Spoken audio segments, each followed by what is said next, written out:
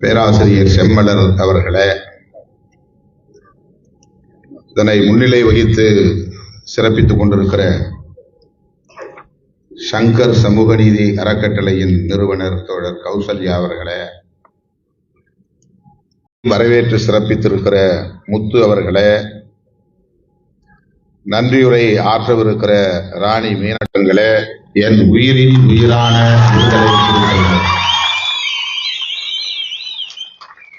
உங்கள் அனைவருக்கும் என்னுடைய பணிவார்ந்த வணக்கத்தை தெரிவித்துக் கொள்கிறேன். இன்றைக்கு ஒரே நேரத்தில் 2-3 நிகழ்ச்சிகளுக்கு நான் ஒப்புதல் அளித்து, அதனால் ஒரு குழப்பம் ஏற்பட்டு இடையிலே நான் எழுந்து இன்னொரு நிகழ்வில் பங்கேற்பதற்காக செல்லும் நிலை ஏற்பட்டது. அதனால் தோழர் சசிகுமார் போன்ற பேச்சாளர்கள் இங்கே பேசியதை என்னால் கேட்க முடியவில்லை. பவா செல்லத்துறை, சசிகுமார் ஆகியோர் பேசியதை என்னால் கேட்க இயலவில்லை. அதற்காக வருந்துகிறேன். காயிதே மில்லத் அவர்களின் பெயரில் இயங்கக்கூடிய கல்லூரியின் பொன்விழா இன்றைக்கு சென்னையில் நடைபெறுகிறது. அண்ணன் தாவூத் மியாகான் அவர்கள் அதிலே நான் பங்கேற்க வேண்டும் என்று நேரிலே வந்து அழைப்பு விடுத்த போது அதற்கு நான் முதலில் இசைவளித்து விட்டேன். அதன் பிறகு நம்முடைய எவிடன்ஸ் கதிர் அவர்கள் தொடர்பு கொண்டு இப்படி ஒரு செய்தியை சொன்ன போது எனக்கு ஒரு இன்ப அதிர்ச்சியாக இருந்தது. தோழர் சண்முகம் அவர்கள் சொன்னதைப் போல என்னாலும் கதிர் ஒரு இலக்கிய முகம் கொண்டிருக்கிறார் என்பதை உடனே ஏற்க இயலவில்லை. அவர் ஒரு போராளி, களத்தில் மக்களுக்காக துணிந்து செயல்பட்டு வருகிற ஒரு செயற்பாட்டாளர். அவருக்கு ஒரு இலக்கிய முகம் இருக்கிறது என்பது அவர் சொன்ன அந்த நொடியில் ஒரு இன்ப அதிர்ச்சியை எனக்கு தந்தது. உடனே நான் இசைவளித்து விட்டேன், கட்டாயம் வருகிறேன் என்று. அதாவது இன்றைய தேதியிலேயே இதே மாலை வேளையிலேயே கோவையிலும் ஒரு நிகழ்ச்சியில் நான் பங்கேற்க இசைவளித்து விட்டேன். ஒரே நாளில் ஒரே நேரத்தில் சென்னை, மதுரை, கோவை, இப்படி ஒரு குழப்பம். பிறகு கதிர் அவர்களை தொடர்பு கொண்டு இந்த நிகழ்ச்சியை நீங்கள் காலையில் மாற்றி வைக்க முடியுமா என்று வேண்டுகோள் விடுத்தேன். எனக்காக மாலை நிகழ்வை காலையாக மாற்றினார், கோவை நிகழ்வுக்காக. ஆனால் சென்னை நிகழ்வை நான் மறந்துவிட்டேன். அது காலையில், கடைசியில் இதுவும் காலையில், ஒரே நேரத்தில் 2 நிகழ்வுகள் சென்னையிலும் மதுரையிலும். கடைசியில் 2 பேரையும் பேசவிட்டு அவர்களுக்கிடையிலே ஒரு பெரிய சிக்கலை உருவாக்கிவிட்டார். இவர் அவரை கேட்க, அவர் இவரை கேட்க, தள்ளி வைக்க இயலாத நிலையில் கோவை நிகழ்வை நான் நேற்றைக்கு, அதாவது 19ஆம் தேதிக்கு தள்ளி வைத்து விட்டேன். இந்த நிகழ்வு ஒரே நேரத்தில் நடத்த வேண்டிய ஒரு சூழல். கடைசியாக எவிடன்ஸ் கதிர் அவர்கள் பெருந்தன்மையோடு அண்ணன் அவர்களை இடையிலே இணைய வழி மூலமாக உங்களிடையே பேசுவதற்கு நான் ஏற்பாடு செய்கிறேன். அந்த நிகழ்ச்சியில் நேரிலே அவரால் வர இயலாது, இங்கிருந்து ஜூம் இணைப்பு வழியாக பேசுவதற்கு அரங்கத்திலேயே ஏற்பாடு செய்கிறேன் என்று உறுதியளித்து அவருடைய ஏற்பாட்டின்படி தான் இடையிலே எழுந்து சென்றேன். அந்த காயிதே மில்லத் ஆண்கள் கல்லூரியின் பொன்விழா நிகழ்விலே இங்கிருந்து சில நிமிடங்கள் நான் உரையாற்றுவதற்காக இடையில் எழுந்து சென்றேன். இந்த நிகழ்விலே இந்த நூலை வெளியிடக்கூடிய ஒரு அரிய வாய்ப்பை எனக்கு எவிடன்ஸ் கதிர் அவர்கள் வழங்கியதற்காக முதலில் அவருக்கு என்னுடைய நெஞ்சார்ந்த நன்றியை உரித்தாக்குகிறேன். அவருக்கு இலக்கிய உலகில், அரசியல் களத்தில், மனித உரிமை செயற்பாட்டு களத்தில், கிறித்தவ சமூக தளத்தில் என்று விரிந்து பரந்த தொடர்புகள் உண்டு. யாரையும் அழைத்து இந்த நூலை வெளியிட முடியும். அத்தகைய தொடர்புகள் அவர்கள் இருந்தாலும் கூட இந்த நூலை நீங்கள் தான் வெளியிட வேண்டும் என்று என்னிடத்திலே அவர் கேட்டபோது, அவர் என்னை அழைத்ததிலே மகிழ்ச்சி இருந்தாலும் கூட இந்த இலக்கியம் தொடர்பான நிகழ்வுகளில் எனக்கு பெரிய தொடர்பு இல்லை, ஈடுபாடு இல்லை என்கிற தயக்கம் இருந்தது. ஏனென்றால் நான் கதைகளை படிப்பது அல்லது புதினங்களை படிப்பது என்கிற வழக்கம் கொண்டவன் இல்லை. மாணவ பருவத்திலே கூட நான் தலைவர்களின் வாழ்க்கை வரலாற்று நூல்களை தேடி படித்துதான் வழக்கம். நான் தங்கியிருந்த விடுதிக்கு பக்கத்திலே ஒரு நூலகம். அந்த நூலகத்திற்கு நான் வழக்கமாக ஒவ்வொரு நாளும் மாலையில் செல்லுவதுண்டு. நாட்டுக்குழைத்த நல்லவர்கள் வரிசை என்ற பெயரில் ஒரு நூல் இன்றைக்கும் வெளிவருகிறது. அதில் எல்லா தலைவர்களுடைய வாழ்க்கை வரலாறும் சின்ன சின்ன புத்தகங்களாக வெளியிடுவார்கள். அங்கே போய் நான் அமர்ந்து தலைவர்களுடைய வாழ்க்கை வரலாற்றை எடுத்து படிப்பதிலே ஆர்வம் காட்டுவதுண்டு. அதன் பிறகு தலைவர்களுடைய தத்துவார்த்த கட்டுரைகள் அடங்கிய நூல்களை எடுத்து படிப்பேன். இப்படித்தான் நான் மாணவ பருவத்திலிருந்து என்னை பழக்கப்படுத்திக் கொண்டேன். ஏனோ எனக்கு கதைகளை படிப்பதில் அப்போதும் ஆர்வம் ஏற்பட்டதில்லை. பேரறிஞர் அண்ணா எழுதிய காதல் ஜோதி படித்திருக்கிறேன். அதன் பிறகு எம்பி வெங்கட்ராம் என்கிற ஒரு எழுத்தாளர் எழுதிய நித்திய கண்ணி என்கிற ஒரு புதினத்தை படித்திருக்கிறேன். எனக்கு தெரிந்து இந்த 2 புதினங்களைத்தான் நான் படித்ததாக எனக்கு நினைவு இருக்கிறது. நாவல் என்றால் தமிழிலே புதினம். நாவல் என்பது தமிழ் சொல் அல்ல. இந்த 2 புதினங்களை நான் படித்ததாக எனக்கு நினைவு இருக்கிறது. அதன் பிறகு தலித் இலக்கியம் குறித்த உரையாடல்கள் அரசியல் களத்தில் சமூக தளத்தில் பெரிதாக பேசப்பட்ட காலம் 90களின் தொடக்கம்.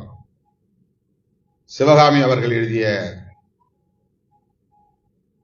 அவருடைய வாழ்க்கை வரலாறு தொடர்பான புதினங்கள், அதே போல டேனியல் எழுதிய புதினம் என்று பெரிய அளவிலே தலித் களத்தில் பேசப்பட்ட நேரமும்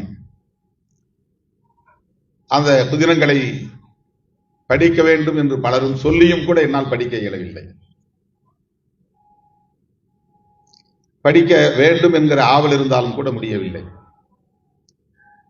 ஒரு வாரத்திற்கு முன்பு எவிடன்ஸ் கதிரவர்களை தொடர்பு கொண்டு அந்த நூல் எனக்கு கொடுத்தீர்கள், ஆனால் எங்கோ வைத்து விட்டேன், வேலை செய்தி வைத்து விட்டேன், ஊர் ஊரா சுற்றி கொண்டிருக்கிறேன், சாஃப்ட் காப்பி இருந்தால் எனக்கு வாட்ஸ்அப்பில் அனுப்ப முடியுமா என்று கேட்டேன். அவர் அனுப்பி வைத்தார். ஆனால் அது ஒரு வாரம் கழித்து தானாக அழிந்துவிடும் என்கிற ஒரு ஆப்ஷன் அவரிடத்திலே இருக்கிறது. அவர் கொடுத்தது அழிந்து போய்விட்டது. ஒரு வாரமாக நான் பார்க்கவில்லை. 2 நாட்களுக்கு முன்பு தேடி பார்த்தேன். அவர் அனுப்பியது காணாமல் போய்விட்டது. மறுபடியும் அவரிடத்திலே வருத்தம் தெரிவித்து மீண்டும் அனுப்ப முடியுமா என்று கேட்டேன். உடனே அனுப்புகிறேன் அண்ணா என்று அனுப்பினார்.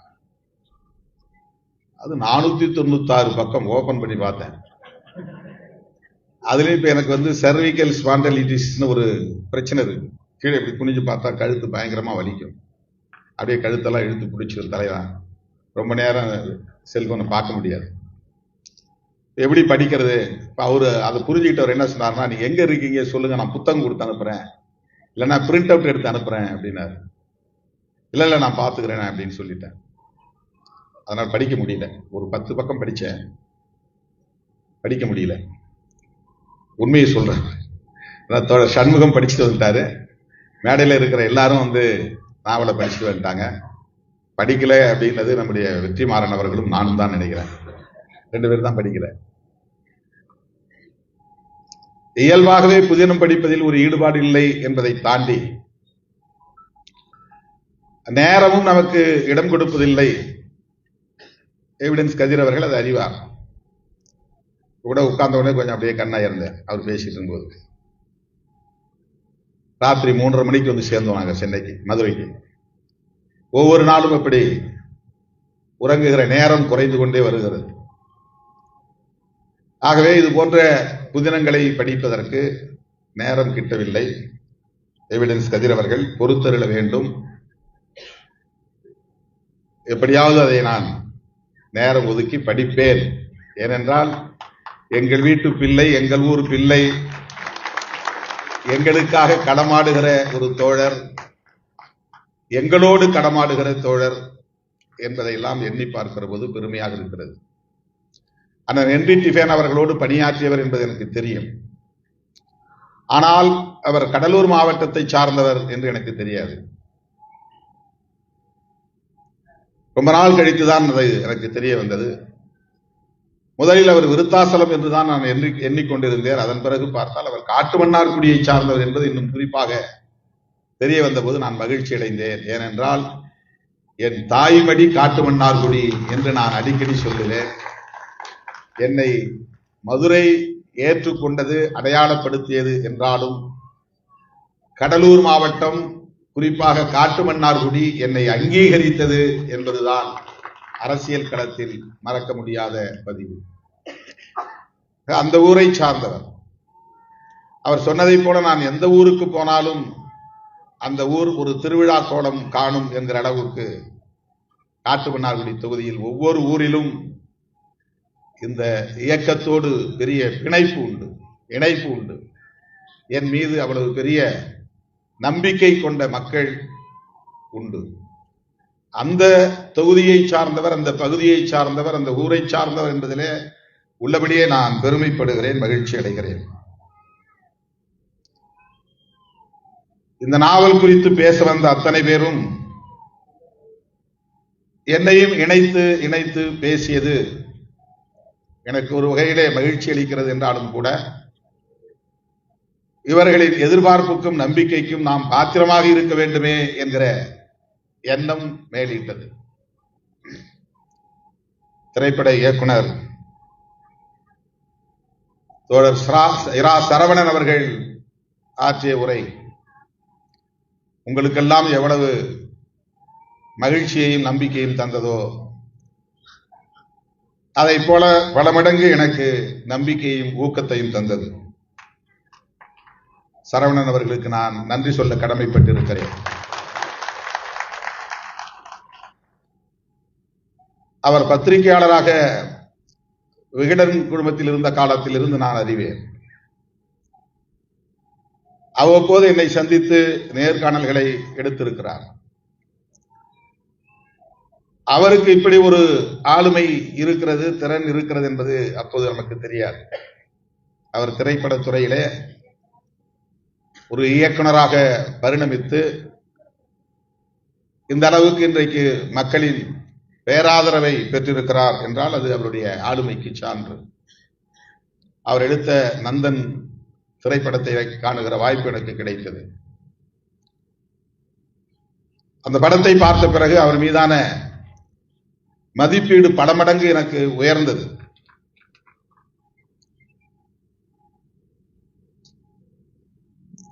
பொதுவாக கலைத்துறைகளில் இருப்பவர்கள், படைப்பு தலங்களில் பணியாற்றக்கூடியவர்கள்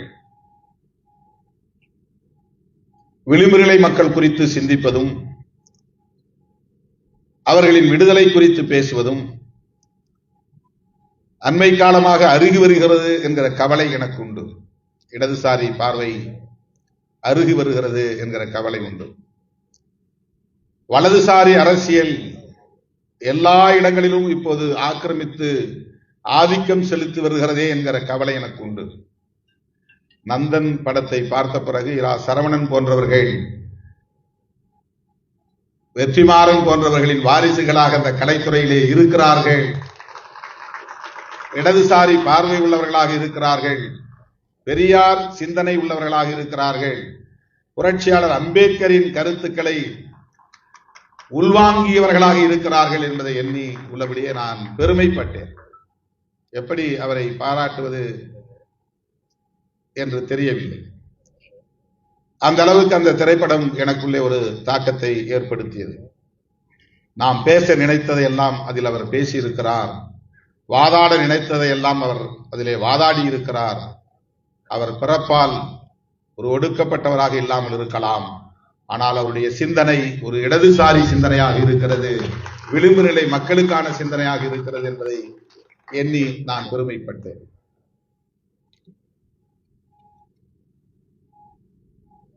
நம்முடைய எவிடன்ஸ் கதிர் அவர்கள் கூட சில நேரங்களில் என்னோடும் இயக்கத்தோடும் முரண்பட்ட கருத்துக்களை பதிவு செய்திருக்கிறார். நம் மீது மதிப்பு வைத்திருப்பது, நம்பிக்கை வைத்திருப்பது என்பது வேறு. நம்முடைய செயற்பாடுகளில் முரண்பாடுகளை காணுகிற போது சுட்டிக்காட்டுவது என்பது வேறு. முரண்பாடுகளை சுட்டிக்காட்டுவதனால் உடனே அவர் நமக்கு எதிரானவர் என்று நான் ஒருபோதும் எண்ணுவதில்லை. நம்முடைய வளர்ச்சியில் அக்கறை உள்ளவர்கள் நம்மை விமர்சிக்கிற போது நாம் கவனிக்க வேண்டும். நம்முடைய வளர்ச்சியில் அக்கறை உள்ளவர்கள் நம்முடைய செயற்பாடுகளில் முரண்களை காணுகிற போது அல்லது குறைகளை சுட்டி காட்டுகிற போது அந்த இடத்திலே நாம் நின்று நிதானித்து அதை உள்வாங்க வேண்டும் என்கிற பார்வை எனக்கு உண்டு. நாம் வளரவே கூடாது என்கிற காழ்ப்புணர்வு உள்ளவர்கள் நம்மை விமர்சித்தால் அதை நாம் பொருட்படுத்த தேவையில்லை, கடந்து செல்ல வேண்டும். பொதுவாக என் மீதான அண்மைக்கால விமர்சனங்கள் எப்படி எழுகின்றன என்று நான் யோசித்து பார்ப்பேன். ஒரே ஒரு பிரச்சனை தான் என் மனதில் தோன்றுகிறது அல்லது எனக்கு தெரிகிறது. தேர்தல் அரசியலில் நான் கூட்டணி தொடர்பாக எடுத்த முடிவு. சில பேர் இடத்திலே வெளிப்படையாக சொல்லுவார்கள், திமுக மீது எங்களுக்கு விமர்சனம் உண்டு, ஆனால் நீங்கள் திமுகவை மிகவும் உயர்த்தி பிடிக்கிறீர்கள் என்று. தேர்தல் அரசியலில் அடியெடுத்து வைத்து தேர்தல் களத்தில் நின்று மக்களுக்கு உண்மையாகவும் ஏற்றுக்கொண்ட கொள்கைகளுக்கு பாதிப்பு ஏற்படாமலும் அதே நேரத்தில் இயக்கம் உயிர்ப்போடு இயங்க வேண்டுமானால் அது வலிமை இழந்து விடாமலும் செயல்படுவதற்கேற்ற முடிவுகளை நாம் எடுக்க வேண்டிய நிலை தேர்தல் அரசியலில் உண்டு. ஒருபுறம் சர்வைவல் ஆஃப் த பார்ட்டி,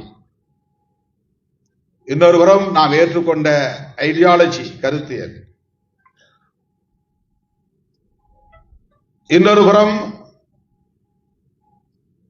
நமக்கான ஆப்ஷன்ஸ் வாய்ப்புகள், அதை எவ்வாறு தேர்வு செய்வது என்பதற்கான ஒரு காலச்சூழல். இவற்றையெல்லாம் கருத்தில் கொண்டுதான் ஒரு முடிவெடுக்க முடியும். ஒரு இயக்கத்தை நடத்துவது என்பது எவ்வளவு கடினம் என்பதை இயக்கத்தை நடத்தக்கூடியவர்களுக்கு தெரியும். ஒரு அரசியல் கட்சியை நடத்துகிறவர்களுக்கு எவ்வளவு இடர்கள் நிறைந்த ஒரு வாழ்க்கை என்பது அரசியல் கட்சிகளை நடத்துகிறவர்களுக்கு தெரியும். அதிலும் கொள்கைக்கு சிதைவு ஏற்படாமல் பாதிப்பு ஏற்படாமல் இயக்கமும் தனிமைப்பட்டு விடாமல்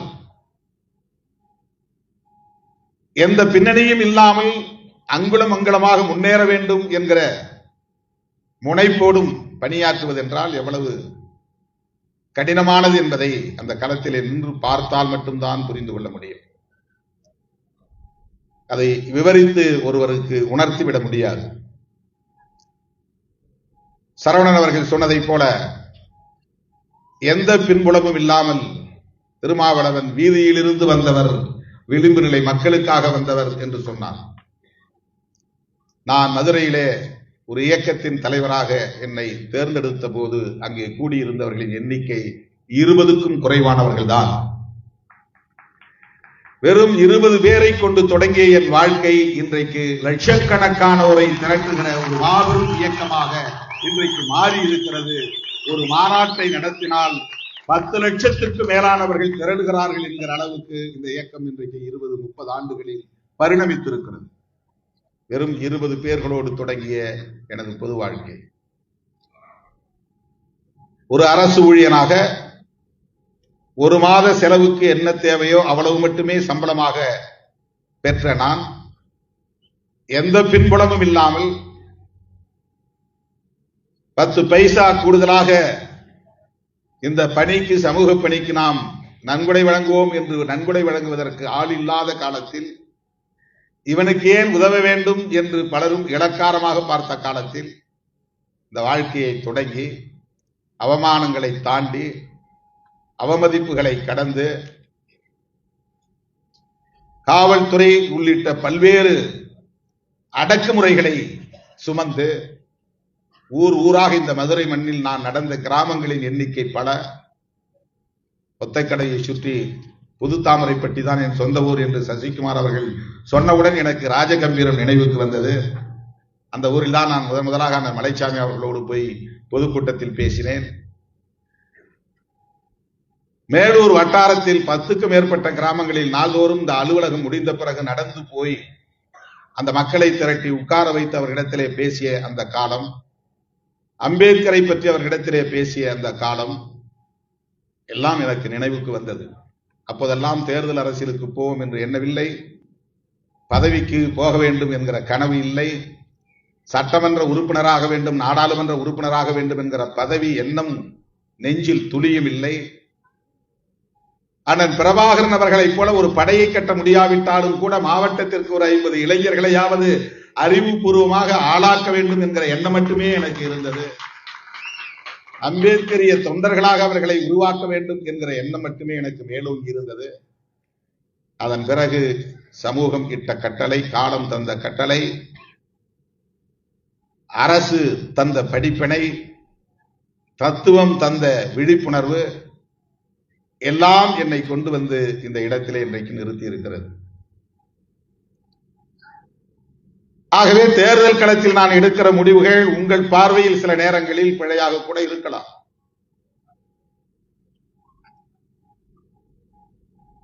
இரண்டாயிரத்தி 2009 முள்ளிவாய்க்கால் இனக்கொலை நடந்த நேரத்தில் நான் திராவிட முன்னேற்ற கழகத்தின் தலைமையிலான கூட்டணியிலேயே தொடரும் நிலை ஏற்பட்டதை இன்றைக்கும் ஒரு சாக்காக வைத்துக் கொண்டு மிக கடுமையாக மூர்க்கமாக பலரும் என்னை விமர்சிப்பதை நான் பார்க்கிறேன். அப்படிப்பட்ட விமர்சனங்கள் ஒரு புறம், தலித் மக்களுக்கு எதிரான வன்கொடுமைகள் தலைவிரித்தாடும் நிலையில, வேங்கவயல் உள்ளிட்ட பல பிரச்சனைகள் விடுத்தெழுந்த நிலையில தம்பி எவிடன்ஸ் கதிர் அவர்கள் என்னை தொடர்பு கொண்டு மாறுபட்ட கருத்துக்களை என்னோடு பேசியது உண்டு, முரண்பட்டது உண்டு, வருத்தப்பட்டது உண்டு. இந்த அரசை, ஆட்சியாளர்களை, ஆட்சி நிர்வாகத்தினரை கடுமையாக அவர் விமர்சித்தது உண்டு. ஆனால் அதையும் தாண்டி என் மீது அவருக்கு பற்றுதல் உண்டு, நம்பிக்கை உண்டு என்பதற்கு சாட்சிதான், எவிடன்ஸ் தான் இந்த நிகழ்வு. இந்த புரிதல் நமக்கு தேவை. இன்றைக்கும் வேங்கவேலுக்கு திருமாவளவன் என்ன செய்து விட்டார் என்று கேள்வி எழுப்புகிறவர்கள் இருக்கிறார்கள். சம்பவம் நடந்த 2வது நாளே நான் போராட்டம் அறிவித்து 27ஆம் தேதி டிசம்பர் அந்த சம்பவம் நடக்கிறது. 31ஆம் தேதி போராட்டத்தை அதே புதுக்கோட்டையில் என் தலைமையில் 5000 பேரை திரட்டி நான் நடத்தினேன். யாரும் அதை பேசுவதில்லை. அதிலும் மனநிறைவு ஏற்படாமல் மறுபடியும் தமிழ்நாடு முழுவதும் அனைத்து மாவட்ட தலைநகரங்களிலும், நான் சென்னையில் பங்கேற்கிற வகையில எல்லா மாவட்ட தலைநகரங்களிலும் வேங்கவேல் பிரச்சனைக்காக போராட்டம் நடத்தி இருக்கிறோம். 10க்கும் மேற்பட்ட முறை முதலமைச்சரை சந்தித்து இது குறித்து நான் விவாதித்திருக்கிறேன். தலைமைச் செயலாளரோடு பல முறை உட்கார்ந்து அவரே அழைத்து இது குறித்து பேசியிருக்கிறோம். அதனால் என்ன பலன் கிடைத்தது என்பது வேறு. ஆனால் கூட்டணி என்பதற்காக உரிமைகளை விட்டுக் கொடுத்து மக்களை மறந்து வெறும் தனிநபர் என்கிற முறையில் என்னுடைய நலன் குறித்து நான் எப்போதும் சிந்தித்ததில்லை. அப்படி எந்த முடிவும் நான் எடுத்ததில்லை. இந்த 5 ஆண்டு காலத்தில் திராவிட முன்னேற்ற கழகத்தோடு நான் கூட்டணியில் இருந்தாலும் இந்த அரசை அல்லது காவல்துறையை அல்லது ஆட்சி நிர்வாகத்தை எதிர்த்து நாங்கள் நடத்திய போராட்டங்களை போல் வேறு யாரும் நடத்தி இருக்க முடியாது. இதை எவரும் பேசுவதில்லை. ஓசூரிலே தலித் படுகொலைகளை கண்டித்து 10,000க்கும் மேற்பட்டவர்களை திரட்டி என் தலைமையில் ஆர்ப்பாட்டம் நடந்தது. நாமக்கல்லிலே ஒரு படுகொலையை கண்டித்து என் தலைமையில் ஆர்ப்பாட்டம் நடந்தது.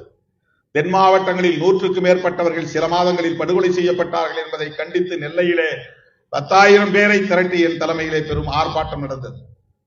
அதிலே காவல்துறையை நான் கடுமையாக விமர்சித்தேன் என்று நேரிலே என்னை அழைத்து முதலமைச்சர் வருத்தப்பட்டுக் கொண்டார். நாம் தான் சந்திக்கிறோமே, நேரில் பேசுகிறோமே, என்னிடத்தில் நீங்கள் இதையெல்லாம் மனம் திறந்து பேசுவது வாடிக்கைதானே, ஏன் இப்படி பொதுவெளியில் பேசுகிறீர்கள் என்று என்னை வருத்தப்பட்டுக் கொண்டார். கலைஞர் இருந்த காலத்திலும் கூட நான் கூட்டணியில் இருக்கிறேன் என்று எண்ணி அவருக்கு கட்டுப்பட்டு அந்த கூட்டணிக்குள்ளேயே நாம் அடங்கி இருக்க வேண்டும் என்று நான் கருதவில்லை. அப்போது அதிமுக கூட்டணியில் இருந்த தலைவர்களோடு பயணம் செய்தேன். திமுக கூட்டணியில் தான் நான் இருந்தேன். ஆனால் நடராஜன் அவர்களோடும் அண்ணன் நெடுமாறன் அவர்களோடும் மற்ற தலைவர்களோடும் இணைந்து ஈழத்தமிழர் பிரச்சனையில் என்னை நானே இணைத்துக் கொண்டு போராட்ட களத்தில் நின்றேன். இதையெல்லாம் யாரும் பேசுவதில்லை. ஏன் இதை பேசுகிறேன் என்றால், எவிடன்ஸ் கதிர் அவர்கள் இந்த இயக்கத்தின் மீதும் என் மீதும் எவ்வளவு நம்பிக்கை வைத்திருக்கிறாரோ அதே அளவுக்கு நம்முடைய செயற்பாடுகளில் உள்ள முரண்பாடுகளை சுட்டிக்காட்டக்கூடிய தோழமை அவரிடத்திலே உண்டு. அது அக்கறையின் மீதான ஒரு விமர்சனம், நம் வளர்ச்சியில் உள்ள அக்கறையின் மீதான ஒரு விமர்சனம். அப்படித்தான் நான் அதை பார்க்கிறேன்.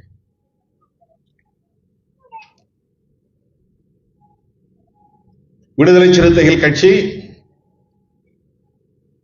ஒரு சாதி கட்சி. இன்றைக்கு கூட ஒரு தம்பி ஒருவன் வீடியோ போட்டிருக்கிறான். அவன் ஈழத்தை சார்ந்தவன். இலங்கை எம்பிக்களை அழைத்துக் கொண்டு போய் முதலமைச்சரை சந்தித்தேன் என்பதற்காக அரசியல் புரிதல் இல்லாமல் அவன் காழ்ப்புணர்வை கக்கி இருக்கிறான். சாதியவாதம் பேசுகிற கட்சிகள் சாதி கட்சிகள். சாதி ஒழிப்பை பேசுகிற கட்சி எப்படி சாதிய கட்சியாக இருக்க முடியும்? சாதி ஒழிப்பே மக்கள் விடுதலை என்பது நான் எழுதிய முதல் முழக்கம்.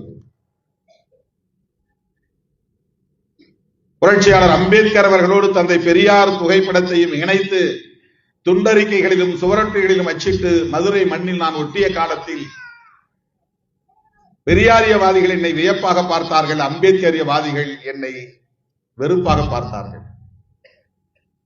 திருமாவளவன் வருகைக்கு முன்னர் வரை பெரியார் பிசி தலைவராகத்தான் தமிழ்நாட்டிலே இருந்தார். அதை புரிந்து கொள்ளுங்கள். அப்படித்தான் புரிந்து கொள்ளப்பட்டிருந்தது. அவர் ஓபிசிக்கான தலைவர்.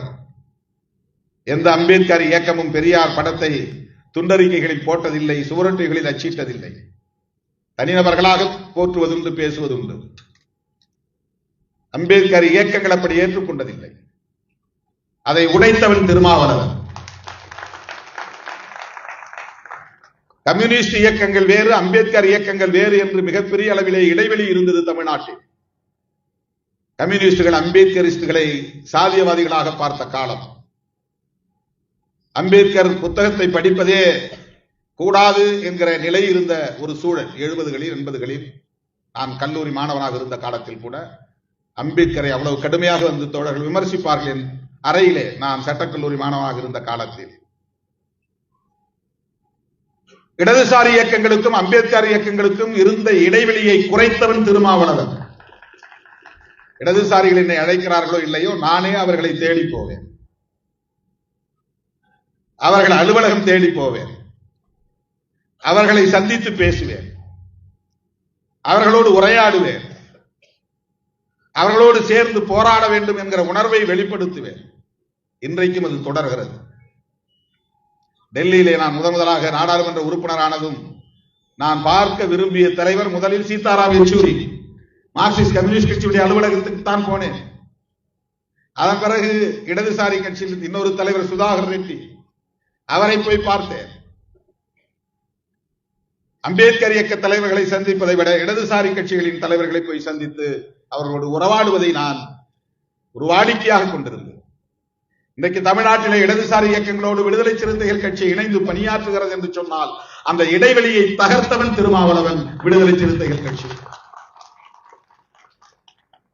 அகில இந்திய அளவில் அம்பேத்கர் இயக்கங்களுக்கும் இடதுசாரி இயக்கங்களுக்கும் பெரிய உறவே இல்லை, மிகப்பெரிய இடைவெளி.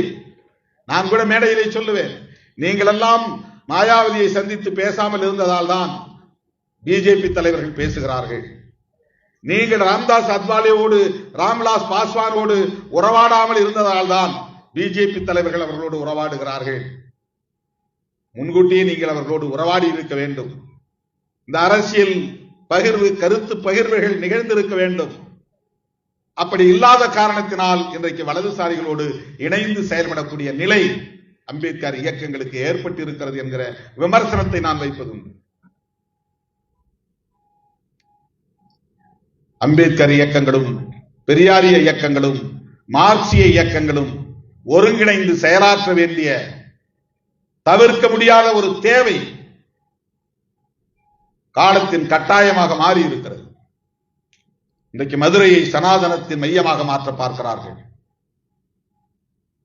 சனாதன அரசியல்வாதிகள் மதுரையை இன்றைக்கு குறிவைத்திருக்கிறார்கள். ஒவ்வொரு சாதியாக சாதி சங்கங்களை அணுகுகிறார்கள். சாதி உணர்வுகளை திட்டமிட்டு பரப்புகிறார்கள், தூண்டுகிறார்கள். சாதி பெருமைகளை பேசுவதை ஊக்கப்படுத்துகிறார்கள்.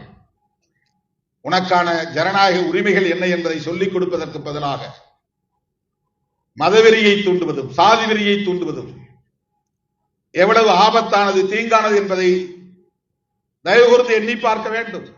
இது நான் யாருக்கு எதிராகவும் அரசியல் உள்நோக்கத்தின் அடிப்படையில் பேசவில்லை.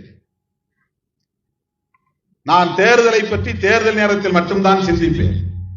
இப்போது கூட ஊடகவியலாளர்கள் கேட்டார்கள், என்னை நீங்க எல்லாம் எலெக்ஷன் வேலையை ஆரம்பிச்சிட்டீங்களா, எப்ப தேர்தல் அறிக்கை எழுத போறீங்க? அது எங்க வேலை இல்லை. பெரிய கட்சிகள், ஆளுங்கட்சிகள், ஆள விரும்புகிற கட்சிகள் செய்யட்டும். நாங்கெல்லாம் நெகோசியேஷனுக்கு பிறகு எவ்வளவு சீட்டு வந்த பிறகு அந்த சீட்ல வேலை செஞ்சா போதும். எங்களுக்கு தேர்தல் நேரத்தில் தான் தேர்தலை பற்றி பேசுகிறோம். 2 சீட்டா 4 சீட்டா அது பிரச்சனை இல்லை. 2 சீட்டை 8 சீட் ஆக்கினாலும் 8 சீட்டை 10 சீட் ஆக்கினாலும் நான் ஒன்னும் முதலமைச்சர் நாற்காலியில் போய் உட்கார போறதில்லை. அந்த எண்ணிக்கையை உயர்த்துவது அல்ல என்னுடைய பிரச்சனை. நான் பேசுகிற அரசியல் எந்த அளவுக்கு மக்களிடத்தில் போய் சேருகிறது என்பதுதான் எனக்கு பிரச்சனை. நான் பேசுவதை கேட்பதற்கான ஒரு இடம் எனக்கு தேவைப்படுகிறது. என்னை கவனிப்பதற்கு, ஊடகம் என்னை கவனிப்பதற்கு ஒரு புள்ளி எனக்கு தேவைப்படுகிறது. அதனால் தேர்தல் அரசியலில் என்னை தற்காத்துக் கொள்வதற்கான ஒரு போராட்டமும் ஊடாக நிகழ்கிறது. அவ்வளவுதான். பதவி எனக்கு பெரிதல்ல. 10 சீட்டு கூடுதலாக வாங்கி விடுவதனால் இங்கே எந்த பெரிய புரட்சிகர மாற்றத்தையும் ஏற்படுத்திவிடப் போவதில்லை. அதுதான் எனக்கு பெரிதென்றால் கூடுதலாக தருகிற இடத்திற்கு என்னால் போய்விட முடியுமே. பதவிதான் பெரிதென்றால், எண்ணிக்கைதான் பெரிதென்றால், கூடுதலாக இடங்களை தருவதற்கும் பதவியை அள்ளி தருவதற்கும் வாய்ப்பு இருக்கிறது என்கிற போது நான் அங்கே ஓட முடியுமே.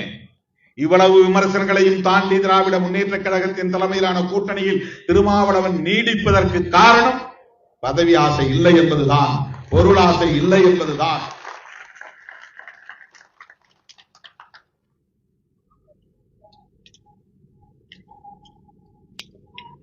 சாதி அடிப்படையிலான கொடுமைகளை நாம் எல்லாம் தோன்றுவதற்கு முன்பே எதிர்த்தவர்கள் இடதுசாரிகள்.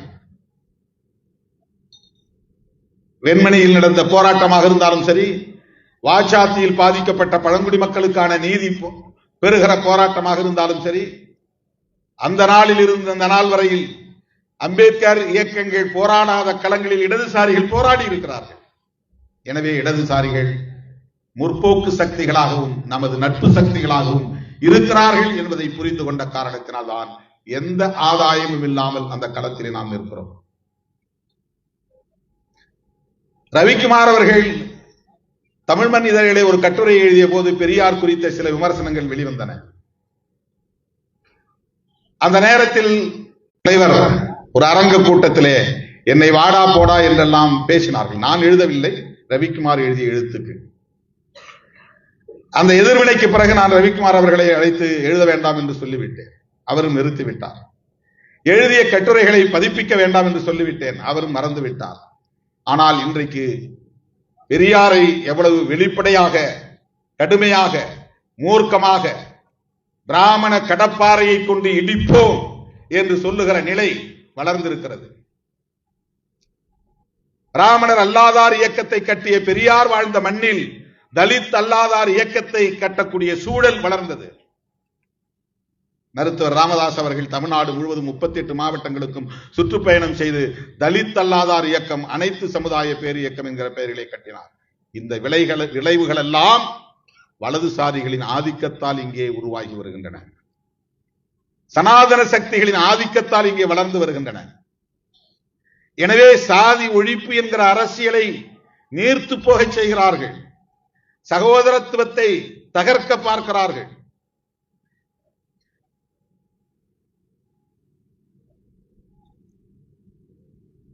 உண்மையான தமிழ் தேசியம் என்பது சனாதன எதிர்ப்பில் தான் அடங்கி இருக்கிறது. உண்மையான தமிழ் தேசியம் என்பது இந்து ராஷ்டிரம் அமைப்பதை தடுப்பதில் தான் அடங்கி இருக்கிறது. உண்மையான தமிழ் தேசியம் என்பது மதவழி தேசியத்தை உடைத்தெறிவதுதான் இருக்கிறது. தமிழ் தேசியம் என்பது மொழிவழி தேசியம். மதவழி தேசியம் என்பது மொழிவழி தேசியத்தை எதிர்த்த ஒரு அரசியல். அது இந்தியா முழுவதும் ஒரே மதம், அதுதான் மதவழி தேசியம். அப்படி என்றால் மொழிவழி அடிப்படையில் உன்னை அடையாளப்படுத்திக் கொள்ளக்கூடாது, மதவழி அடிப்படையில் தான் உன்னை அடையாளப்படுத்திக் கொள்ள வேண்டும். மாநில அடிப்படையில் ஒரு தேசியவாதம் உருவாகக்கூடாது, தேசிய அளவில் இந்திய அடிப்படையில் தான் ஒரு தேசியவாதம் உருவாக வேண்டும். அந்த தேசியம் மதவழி அடிப்படையில் தான் இருக்க வேண்டும். இதுதான் வலதுசாரிகளின் அரசியல், இதுதான் RSS அரசியல், இதுதான் பிஜேபியின் அரசியல். அதனால் தான் நாம் பெரியார் என்கிற ஆயுதம் தவிர்க்க முடியாததாக உணர்கிறோம். புரட்சியாளர் அம்பேத்கர் என்கிற ஆயுதம் காலத்தின் கட்டாயம் என்று நாம் கருதுகிறோம், நம்புகிறோம். ஆனால் அந்த பெரியாரையே நாங்கள் இல்லாமல் ஆக்குவோம் என்பது எவ்வளவு ஆபத்தான ஒரு அரசியல் என்பதை எண்ணி பார்க்க வேண்டும்.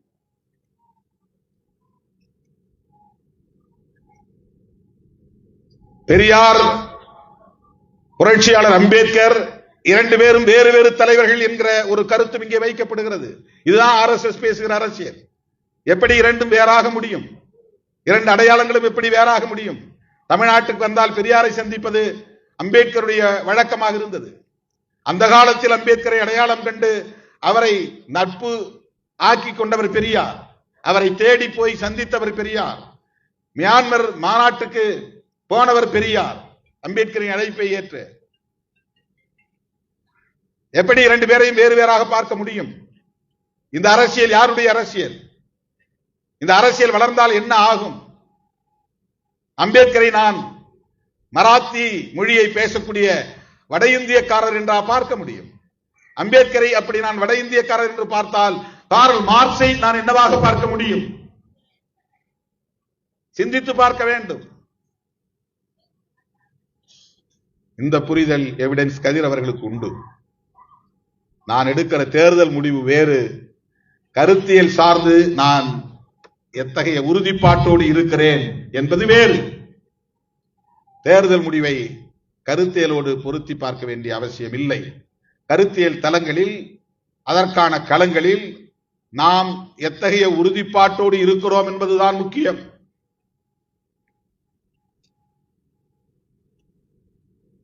அப்படி பார்த்தால் இடதுசாரிகளை தவிர, பெரியார் இயக்கங்களை தவிர வேறு யாரோடும் நாம் கைகோர்க்கவே முடியாது. எந்த களத்திலும் கைகோர்க்க முடியாது. 2009 திமுக கூட்டணி வேண்டாம், அதிமுக கூட்டணிக்கு போவோம் என்று தலைவர்கள் சொன்னார்கள். நான் சொன்னேன், திமுக கூட்டணிக்கு வேண்டாம் என்று சொல்வதற்கு என்னென்ன காரணங்கள் இருக்கின்றனவோ அதே காரணங்கள் அதிமுக கூட்டணிக்கு போக வேண்டாம் என்பதற்கும் இருக்கிறதா இல்லையா என்று நான் கேட்டேன். எந்த வகையிலே அது ஈழத்தை ஆதரித்ததா? 1991க்கு பிறகு ஈழம் குறித்து அதிமுக எங்காவது பேசியது உண்டா? புலிகள் அழிக்கப்பட்டார்கள் என்கிற வரையில் என்றாவது ஒரு நாள் அதிமுக ஈழம் குறித்து பேசியது உண்டா? தீர்மானம் நிறைவேற்றியது உண்டா என்ற கேள்விகளை நான் எழுப்பினேன். ஆகவே அதுதான் சந்தர்ப்பவாதம். அந்த நேரத்தில் திமுகவை எதிர்க்க வேண்டும், அதிமுக ஆதரிக்க வேண்டும் என்பதுதான் அவர்களின் நிலைப்பாடாக இருந்ததை தவிர ஈழத்தமிழர்களுக்கு நலன் விளைவிக்க வேண்டும் என்பதாக இல்லை அது. ஆகவே நான் இருக்கிற இடத்தில் இருக்கிறேன், நீங்கள் இருக்கிற இடத்தில் இருங்கள் என்று மட்டும்தான் என்னால் அன்றைக்கு சொல்ல முடிந்தது. அந்த முடிவை அவர்கள் பார்வையில் விமர்சிப்பதை போல தலித்துகளுக்கு எதிரான வன்கொடுமைகள் வருகிற போது நம்முடைய எவிடன்ஸ் கதிர் போன்றவர்கள் ஆட்சியாளர்களோடு முரண்படுவது, அரசோடு முரண்படுவது, அதிகாரிகளோடு முரண்படுவது என்கிற வரிசையில் என்னோடும் அவர் முரண்பட்டிருக்கிறார் என்பதை நான் வெளிப்படையாக இங்கே சொல்ல கடமைப்பட்டிருக்கிறேன். அப்படிப்பட்ட ஒரு போராளி எவிடன்ஸ் கதிர் அவர்கள் ஒரு இலக்கிய ஆளுமை உள்ளவராகவும் இருக்கிறார் என்பது மகிழ்ச்சி அளிக்கிறது. ஆனால் இந்த இலக்கிய ஆளுமை நம்முடைய விடுதலை போராட்டத்திற்கான உந்துதலை தருவதாகவே அமைய வேண்டும். அது முழுக்க முழுக்க இலக்கிய தளத்தை நோக்கி உங்களை இழுத்துக் கொண்டு போனால் போராடுகிற களத்தில் போராளிகளை தேடுவது கடினம். போராளிகள் தான் நமக்கு தேவை. ஒரு இலக்கிய ஆளுமை என்பதை விட விளிம்புநிலை மக்களுக்கான போராளி என்பதை நான் பெருமையாக கருதுகிறேன். எவிடன்ஸ் கதிர் அவர்களை நான் அடிக்கடி நினைத்து பார்ப்பதுண்டு. சாதி ஆதிக்கத்தை எதிர்க்கக்கூடிய வகையில் ஆணவ கொலைகள் தொடர்பான பல களங்களில் அவர் நின்று இருக்கிறார். கௌசல்யாவுக்கு மிகப்பெரிய ஆறுதலாக இருந்தவர், ஊக்கம் கொடுத்தவர். தமிழ்நாட்டில் நடக்கிற ஆணவ படுகொலைகளை எல்லாம் நாம் உற்று கவனித்தால் அதிலே தன்னுடைய காதலுக்காகவும் படுகொலை செய்யப்பட்ட தன்னுடைய கணவனுக்காகவும் போராடுவேனே தவிர சாதிக்காக, குடும்பத்திற்காக நான் தவறு செய்ய மாட்டேன் என்கிற போர்க்குணத்தை கொண்டவராக கௌசல்யா விளங்குகிறார். இதுதான் தேவை. இந்த புரிதல் தான் தேவை. என் வாழ்க்கை துணையை தேர்ந்தெடுக்கிற சுதந்திரம் எனக்கு வேண்டும் என்பது ஒரு புறம். அதைவிட இப்படிப்பட்ட அநீதி இழைக்கப்படுகிற போது அந்த அநீதிக்கு எதிராக போராடுவேன் என்கிற போர்க்குணம், அதுதான் போற்றுதலுக்குரியது. நாம் பார்க்கிறோம், 99.99% பெண்கள் வாய் திறக்க முடியாமல் மௌனித்து போகிறார்கள். அவர்கள் தங்கள் சுதந்திரத்தையும் கோருவதில்லை, தங்களுக்கு இழைக்கப்படுகிற அநீதியையும் எதிர்ப்பதில்லை. தான் காதலித்த ஒருவன் படுகொலை செய்யப்பட்டு விட்டானே என்கிற அந்த உணர்வையும் வேதனையையும் வெளிப்படுத்த முடியாமல் பெற்றோர், குடும்பத்தார், சாதி என்கிற அடிப்படையில் முடங்கி போகிற நிலை இருக்கிற போது நான் எடுத்த முடிவில் எனக்கு ஒரு சுதந்திரம் தேவை, அதில் நான் உறுதியாக இருப்பேன் என்ற அந்த போர்க்குணத்தோடு வெளியே வந்தவர் நம்முடைய கௌசல்யா. அவருக்கு அந்த துணிவை தந்தவர் எவிடன்ஸ் கதிர், என் மகளை போன்றவர் என்று பதிவு செய்திருக்கிறார். ரொம்ப ஆபத்தான பணி. அண்ணன் ஹென்றி டிஃபேன் அவர்கள் மனித உரிமைகளுக்காக போராடுகிற போது அவருக்கும் பல நெருக்கடிகள் உண்டு. அவரால் வளர்த்தெடுக்கப்பட்ட ஒரு ஆளுமை எவிடன்ஸ் கதிர் என்பதை நாம் அறிவோம். அவரே போற்றக்கூடிய அளவுக்கு, பாராட்டக்கூடிய அளவுக்கு இந்த களத்திலே மிக துணிச்சலாக நின்று கிட்டத்தட்ட 25,000 பேரை காப்பாற்றி இருக்கிறார் என்பதற்காக சர்வதேச விருது அவருக்கு வழங்கப்பட்டிருக்கிறது. சாதாரணமான பணி அல்ல அந்த பணி. அவர் ஒரு பிரச்சனையை கையில் எடுக்கிற போது அந்த பிரச்சனைக்குரியவர்கள் இதற்கெல்லாம் காரணம் இவன்தான் என்று குறிவைக்கிற போது எந்த பாதுகாப்பும் மற்ற நிலையிலே அவர் அந்த கணத்தில் போராடுகிறார் என்கிற போது எனக்கு பலமுறை அவர் பாதுகாப்பு குறித்து கவலை ஏற்பட்டது உண்டு. சசி பாண்டியன் இறந்த போது கூட நான் மிகவும் கவலைப்பட்டேன். எவிடன்ஸ் கதிரின் பாதுகாப்பு முக்கியமானதே என்று. ஏனென்றால் சாதி வெறியர்களும் மத வெறியர்களும் எந்த அளவுக்கு குரூரமானவர்கள் என்பதை நாம் அறிவோம். அவர்களுக்கு எத்தகைய பின்னணி இருக்கிறது என்பதை நாம் அறிவோம். அவர்கள் எப்படி சுற்றி சூழ்ந்து கொடூரமாக இது போன்ற சிந்தனை உள்ளவர்களை எல்லாம் அழித்தொழித்திருக்கிறார்கள் என்பது தென் மாவட்டங்களில் இரத்த கரைகளாக படிந்திருக்கிற வரலாறு நமக்கு தெரியும். அப்படிப்பட்ட ஒரு சூழலில் மதுரையிலே வந்து தங்கி பெரிய உறவு பின்னணி எதுவும் இல்லாமல், சொந்த பந்தங்கள் என்கிற பின்னணி எதுவும் இல்லாமல், வெறும் கருத்தியல் உறவுகளை மட்டுமே கொண்டு அந்த பின்னணியோடு இந்த களத்திலே அவர் போராடி கொண்டிருக்கிறார் என்றால் லட்சோப லட்சக்கணக்கான விடுதலை சிறுத்தைகளின் சார்பிலே அவரை பாராட்டுவது என்னுடைய கடமை. என்னை பொறுத்தவரையிலே அவரை நான் ஒரு சிறுத்தையாகத்தான் பார்க்கிறேன். அவருடைய போர்க்குணத்தை நான் போற்றுகிறேன். அவருடைய இலக்கிய ஆர்வம் என்பது கட்டாயம் ஒரு போராளிக்கு தேவைதான். பல போராளிகள் அப்படி இலக்கிய ஆளுமை உள்ளவர்களாக இருக்கிறார்கள், இருந்திருக்கிறார்கள், கவிஞர்களாக இருந்திருக்கிறார்கள். காரல் மார்க்ஸ் மிகப்பெரிய சிந்தனையாளர், கவிஞரும் கூட. மாக்சிம் கார்கி மிகப்பெரிய எழுத்தாளர், உலகை உலுக்கிய எழுத்தாளர், அவர் ஒரு போராளியும் கூட. போராளிகளுக்கு இலக்கிய ஆளுமை என்பது கூடுதல் பலத்தை தரும். அறிவு சார்ந்த தளத்தில் ஆதரவை அது திரட்டி தரும். அறிவார்ந்தவர்களின் பின்னணியை வலுப்படுத்தும். கருத்தியல் தளத்தில் மேலும் பல மடங்கு வீரியமாக பயணிக்கிற ஆற்றலை அது தரும். ஆனாலும் அது ஒரு போதைதான்.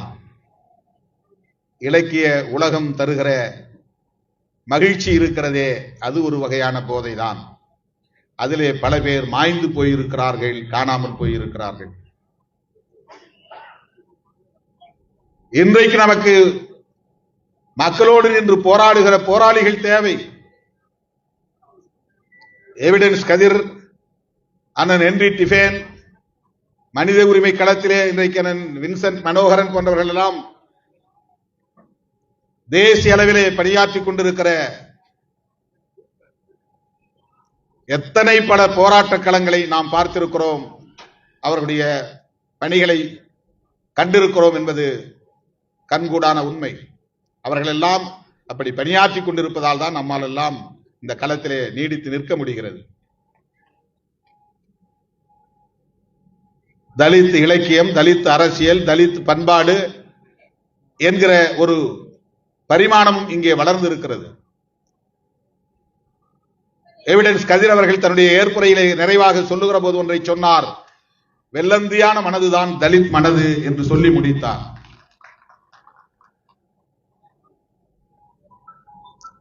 தலித்துகள் எல்லோரையும் நம்புவார்கள், தலித்துகள் எல்லோரையும் ஏற்றுக்கொள்வார்கள். தலித்துகளுக்கு எந்த உள்நோக்கமும் சூதும் சூழ்ச்சியும் இருக்காது என்பதுதான் வரலாறு. அதனால்தான் இவர்களுக்கு மற்றவர்கள் தொடர்ந்து பெயர் வைத்துக் கொண்டே இருக்கிறார்கள். தலித் என்பது ஒரு சாதி அடையாளம் இல்லை. அதை இன்றைக்கு சாதியவாதிகள் அப்படி அழைக்கக்கூடாது என்கிறார்கள். தலித் என்பது ஒரு இனத்தின் அடையாளமும் இல்லை. தலித் என்பது ஒரு சாதி அடையாளமும் இல்லை. அது ஒரு உலகளாவிய பொது சொல். ஒடுக்கப்பட்டவர்களை குறிக்கிற பொது சொல்லாடல் அது. சுரண்டப்பட்டவர்களை குறிக்கிற பொது சொல்லாடல் அது. ஆனால் இங்கே அது ஒரு சாதி அடையாளமாக மீண்டும் மீண்டும் சொல்லப்படுகிறது. நான் ஒரு சாதி நலன் மட்டும் கருதினால் என் சாதி பெயரை மட்டும் சொல்லிவிட்டு போய்விடுவேன், எனக்கு பிரச்சனை இல்லை. நான் இந்தியா முழுவதும் இருக்கிற ஒடுக்கப்பட்ட சமூகங்கள் அனைத்தையும் பற்றியும் கவலைப்படுகிறேன். அத்தனை சாதிகளையும் நான் தனித்தனியே சொல்ல முடியாது. அதனால் எனக்கு ஒரு பொது சொல் தேவைப்படுகிறது, அதுதான் தலித். பறையர் என்கிற சாதி உணர்வு உள்ளவனுக்கு பறையர் என்று மட்டும் சொன்னால் போதும். தேவேந்திரகுல வேளாளர் என்கிற சாதி உணர்வு உள்ளவனுக்கு தேவேந்திரகுல வேளாளர் என்று சொன்னால் மட்டும் போதும். அருந்ததியர் என்கிற சாதி உணர்வு உள்ளவனுக்கு அருந்ததியர் என்று சொன்னால் மட்டும் போதும். இந்த மூன்று பேரின் வாக்குகளும் வேண்டும் என்று நினைக்கிறவனுக்கு ஆதி திராவிடர், அருந்ததியர், தேவேந்திரகுல வேளாளர் என்று மூன்றையும் சேர்த்து சொல்லுவது உண்டு. ஆனால் தமிழ்நாட்டில் இருக்கிற அத்தனை விளிம்பு நிலை மக்களின் மீதும் எனக்கு அக்கறை உண்டு. இந்தியா முழுவதும் இருக்கிற அத்தனை ஒடுக்கப்பட்ட சமூகத்தினரின் மீதும் எனக்கு அக்கறை உண்டு என்கிற போது நான் ஆயிரக்கணக்கான சாதிகளின் பெயரை சொல்ல முடியாது.